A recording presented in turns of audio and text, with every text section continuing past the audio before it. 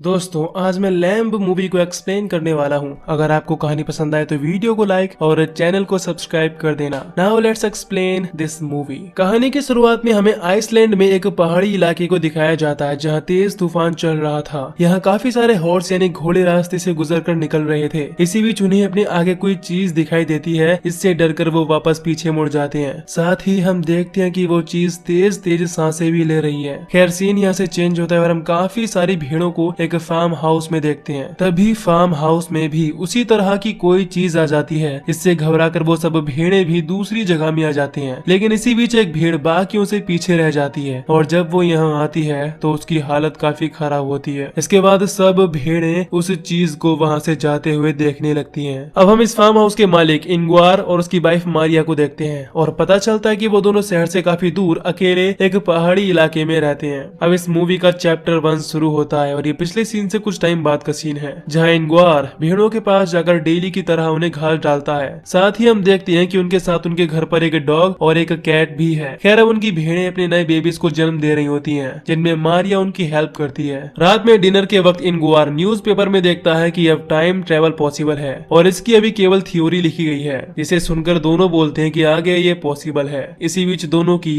बातचीत से हम समझ पाते हैं कि दोनों काफी शांत रहते हैं और इनमें कुछ दूरियां भी हैं, यानी वो एक दूसरे के साथ खुशी खुशी नहीं रहते। खैर अगले दिन वो दोनों फार्म हाउस में जाकर नए लैम्ब्स की मार्किंग करने लगते हैं। इसमें वो बताती है कि इस साल नए बेबीज ज्यादा बड़े हैं। दोनों बातें कर ही रहे होते हैं तभी अंदर एक और भेड़ अपने लैम्ब को जन्म देने वाली थी। मारिया जल्दी से उसके पास जाती है। जब वो दोनों उस नए फीमेल लैम्ब को देखते हैं तो काफी हैरान होते हैं क्योंकि उस लैम्ब के सर के अलावा बाकी सब इंसानों जैसा था, यानी कि एक हाइब्रिड लैम्ब, इंसान और भेड़ का कॉम्बिनेशन। खैर वो दोनों डिसाइड करते हैं कि अब से वो उसे अपने बेटी की तरह पालेंगे। इसके बाद मारिया उसे उसकी माँ से अलग करके अपने साथ घर ले आती है और उसका अपनी सगी बेटी की तरह ध्यान रखने लगती है। मारिया उसे पाकर काफी खुश रहने लगी थी। इसके बाद वो उस लैम्ब का नाम एडा रखते हैं और हमें पता चलता है कि एडा उनकी बेटी थी जो कि बॉर्न होते ही टाइम मर गई थी और इसी वजह से उन दोनों में दूरियां रहने लगी थी। लेकिन अब नई एडा यानी उस लैम्ब के आ जाने से सब ठीक हो गया। मारिया और इंगुआर को उसकी असली माँ से कोई फर्क नहीं पड़ता कि कैसे जब असली माँ से उसका बच्चा छीना जाता है तो उसे कितना दर्द होता है। दूसरी तरफ हम फार्म हाउस में उसी भेड़ को देखते हैं जो कि अपने बच्चे को खोकर काफी दुखी थी और उसे आवाज लगा रही थी। अगले दिन मारी जब उसके पास जाती है तो वो भेड़ उसकी तरफ मैमियाने लगती है। देखने से लग रहा था कि जैसे वो अपने बच्चे को वापस लाने कह रही हो। ये देखने के बाद मारिया समझ जाती है कि वो क्या मांग रही है, लेकिन उसको कोई फर्क नहीं पड़ता और वो वहाँ से चली जाती है।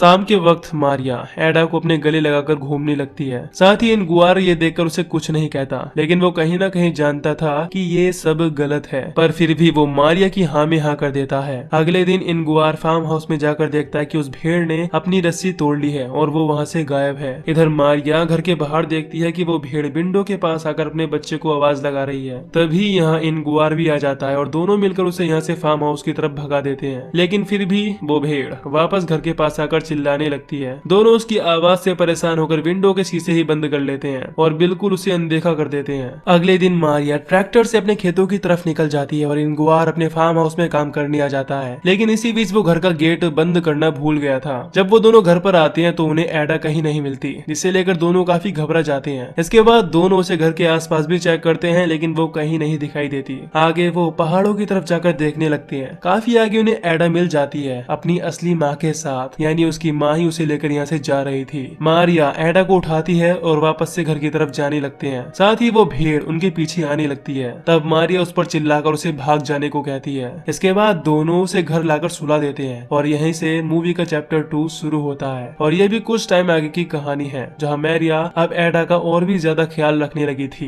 दूसरी तरफ हम कुछ लोगों को देखते हैं जो कि गाड़ी के बोनेट में एक आदमी को पकड़कर लाए थे और उसे इसी पहाड़ी इलाके में छोड़कर चले गए। इसके बाद वो आदमी अब इंगुआर के घर की तरफ आ रहा है। इधर रात में मारिया को भेड़ों के डरावने सपने आने लगे थे। जब उसकी आंख खुलती है तो वही भेड़ घर के बाहर खड़े होकर अपने बच्चे को आवाज लगा रही थी। ये देखकर मारिया काफी ज्यादा गुस्से में आ जाती है और फार्म हाउस से गन लाकर उस भेड़ को शूट करके एक ही बार में खत्म कर देती है। इसके बाद वो उसे खींचते हुए दूर ले जाकर मिट्टी में कहीं दफना देती है। अब उसे लगने लगता है कि अब उस भेड़ की आवाज परेशान नहीं करेगी। इसी बीच हम उसी आदमी को देखते हैं जिसने ये सब कुछ देख लिया है। वो आदमी रात में उन्हीं के फार्म हाउस में सोता है और सुबह होने पर उससे मिलने इंगुआर आता है। असल में वो इंगुआर का भाई पीटर है जो कि काफी दिनों के बाद उनसे मिलने आया है। खैर अब इंगुआर उसे अपने साथ खाने पर ले जाता है। उनके साथ खाने पर एडा भी आती है, जिसे देखकर पीटर काफी ज्यादा हैरान होता है। उसे कुछ समझ नहीं आता कि आखिर यहाँ चल क्या रहा है। वो उस वक्त तो उनसे कुछ नहीं कहता, लेकिन बाद में जब एडा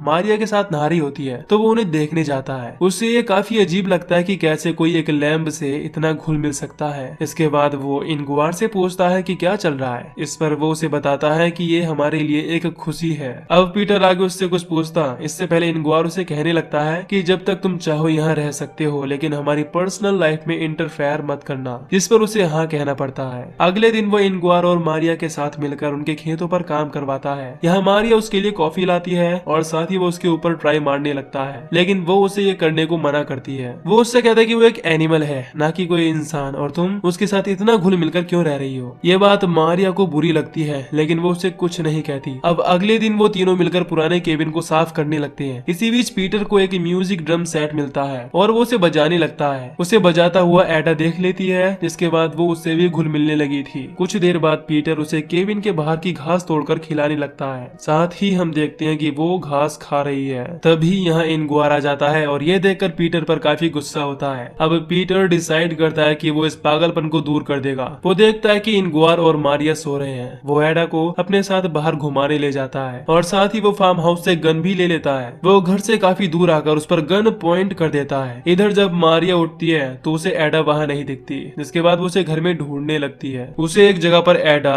पीटर की गोद में सोती हुई मिल जाती है, यानी पीटर उसे नहीं मार पाया और उसने उसे आखिरकार एक्सेप्ट कर ही लिया। अब यहाँ से मूवी का चैप्टर 3 स्टार्ट होता है। मारिया एक जगह पर जाती है जहाँ 3 कब्र थी और उनमें से एक कब्र उसकी असली बेटी एडा की थी, जो कि बॉर्न होते टाइम ही मर गई थी। यहाँ 2 कब्र और होती हैं और हो सकता है कि ये कब्र भी उसके 2 बाकी मरे हुए बच्चों की हो। इस वजह से इनगुआर और उसके बीच दूरियां बढ़ी थी। अगले दिन पीटर एडा को अपने साथ ट्रैक्टर में बिठाकर फिशिंग के लिए ले जाता है और घर में मारिया और इनगुआर अकेले होते हैं और एक दूसरे के साथ रोमांटिक होने लगते हैं। इधर पीटर एडा के साथ मिलकर एक लेक में फिशिंग करने लगता है। कुछ टाइम बाद जब वो वापस घर जा रहे होते हैं तो उनका ट्रैक्टर रास्ते में ही बंद हो जाता है। इसके बाद पीटर उसे वहीं छोड़कर एडा के साथ घर आ जाता है। घर पर वो इनगुआर से ट्रैक्टर के बारे में बताता है कि वो खराब हो गया है। इसके बाद वो तीनों मिलकर ड्रिंक करते हुए मैच देखने लगते हैं और बाद में साथ मिलकर डांस भी करते हैं। एडा इन सबसे परेशान होकर घर के बाहर आ जाती है। वहाँ वो देखती है कि उनका डॉग किसी चीज को घूर कर देख रहा है और जब एडा भी उस चीज को देखती है तो वो काफी डर जाती है। जब वो डॉग उस चीज की तरफ जाता है तो वो चीज उसे बेरहमी से मार देती है। अब एडा जल्दी से उससे बचकर फार्म हाउस में आ जाती है और अपना चेहरा शीशे में देखने लगती है। इसी बीच हम देखती हैं कि उनकी गन फार्म हाउस से गायब होती है। इसके बाद एडा जल्दी से भाग कर घर में आती है, जहाँ इनगुआर को ज्यादा ड्रिंक के नशे में नींद आ रही थी। बाद में वो उसी के साथ बेड पर लेट जाती है। साथ ही हम देखते हैं कि एडा उस चीज से अभी भी डर रही थी। दूसरी तरफ मारिया और पीटर किचन में जब एक साथ होते हैं तो यहाँ पीटर उसे एडा की असली मॉम के बारे में बोलकर ब्लैकमेल करने लगता है और पूछता है कि क्या तुमने एडा को बताया कि क्या तुमने उसकी मॉम को मार दिया। ये बात सुनकर मारिया उसकी बात मान लेती है और उसे किस करती है और चालाकी से एक कमरे में बंद कर देती है। वो नहीं चाहती थी कि एडा को ये सब बातें पता चले। इसी बीच हम देखते हैं कि उनके घर की कैट उनके घर से दूर रहने लगी है, उस चीज के डर की वजह से। अगले दिन सुबह में मारिया पीटर को उठाती है और उसे बाद में स्टैंड पर छोड़ने चली जाती है। वहाँ वो उसे बताती है कि एडा उनके लिए एक गिफ्ट है और इससे वो अपनी नई शुरुआत कर सकते हैं। इधर हम देखते हैं कि एडा इनगुआर को ब्रेकफास्ट देती है और बाद में इनगुआर उसे अपने साथ लेकर ट्रैक्टर की तरफ जाने लगता है, जो कि रास्ते में खराब पड़ा था। दूसरी तरफ मारिया पीटर को बस में बिठाकर घर की तरफ आने लगती है। इधर इनगुआर उसे रास्ते के बारे में बताने लगता है कि घर की तरफ वापस आने का रास्ता क्या है। अब वो ट्रैक्टर के पास आकर उसे स्टार्ट करने की काफी कोशिश करता है, लेकिन वो स्टार्ट नहीं होता। इसके बाद इनगुआर एडा को लेक की तरफ ले जाने लगता है। इधर मारिया घर पहुंचती है, लेकिन उसे वहाँ उन दोनों में से कोई दिखाई नहीं देता।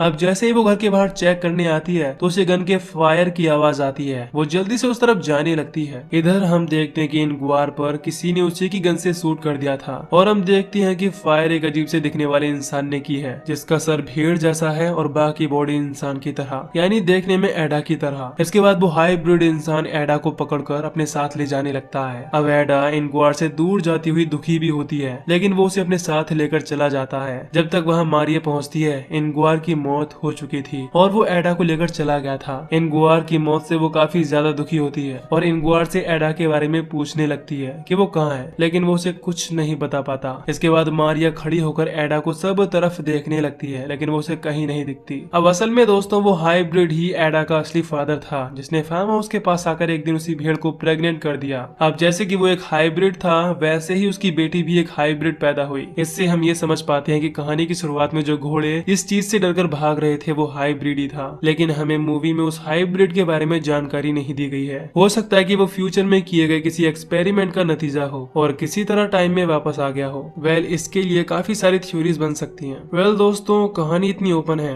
तो हम एंडिंग थोड़ा बहुत इधर उधर करके बना सकते हैं। खैर, मारिया के पास कुछ नहीं बचा, ना उसका हस्बैंड और ना ही उसकी नई बेटी, और इसी के साथ ये मूवी यहीं पर खत्म हो जाती है। तो दोस्तों, अगर आपको इस मूवी की एक्सप्लेनेशन पसंद आई हो तो वीडियो को लाइक और चैनल को सब्सक्राइब कर दीजिए। बाकी मैं मिलूंगा आपसे न्यू वीडियो में। Till then take care, love you, bye bye.